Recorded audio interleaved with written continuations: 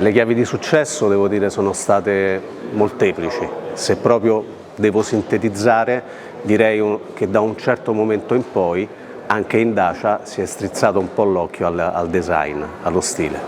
Questo è un elemento molto importante per poter avvicinare la clientela e il mercato verso un brand che è in via di sviluppo. Infatti segnali tangibili ci sono stati quando abbiamo lanciato nel 2007 la Sandero, ma poi il grandissimo successo è arrivato nel 2010 con il Duster.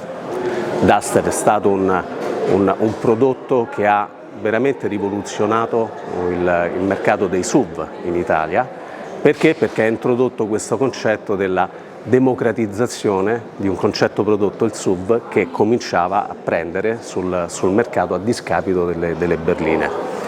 E Duster si presentò con un prodotto e un posizionamento prezzo molto competitivo, e questo ha fatto sì che una larga parte di clientela ha potuto accedere a quelli che sono i vantaggi tipici di un SUV.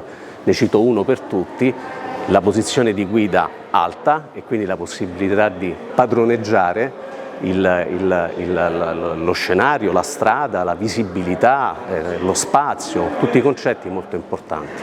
Ma le concessionarie, per noi, lo abbiamo sempre detto, sono un elemento fondamentale. Consideriamo le concessionarie e la figura del concessionario il partner, l'investor, come lo chiamiamo oggi, fondamentale per divulgare e promuovere il nostro brand all'interno del mercato.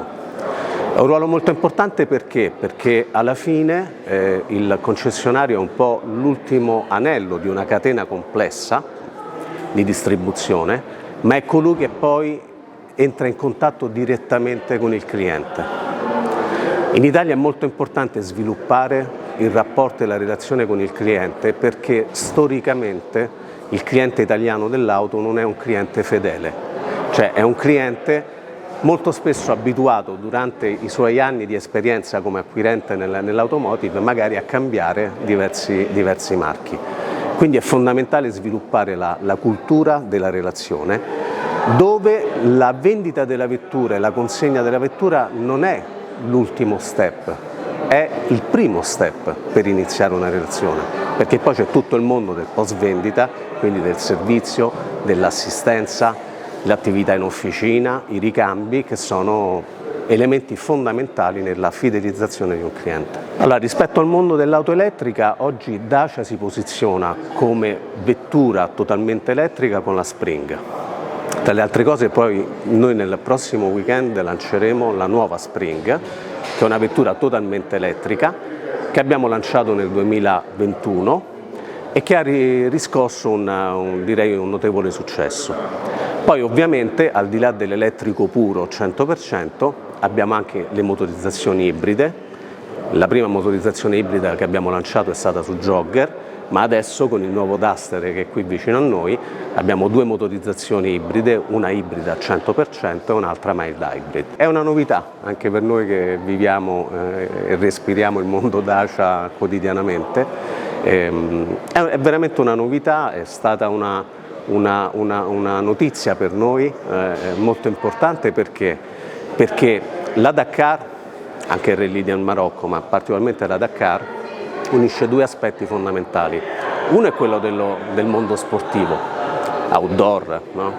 Che è molto importante e molto coerente col posizionamento del brand Dacia, in particolar modo del nuovo Duster. Ma poi anche su un discorso un po' più, se vogliamo, un po' più profondo, che è legato ai concetti di robustezza, solidità, affidabilità, che sono elementi fondamentali in un prodotto per poter competere nella Dakar. E quindi questa è anche una maniera per noi, è un veicolo, questa attività e questa iniziativa è un veicolo per passare dei messaggi ai clienti e al mercato su alcune caratteristiche fondamentali anche del brand Dacia: sicurezza, affidabilità, spaziosità e competizione anche.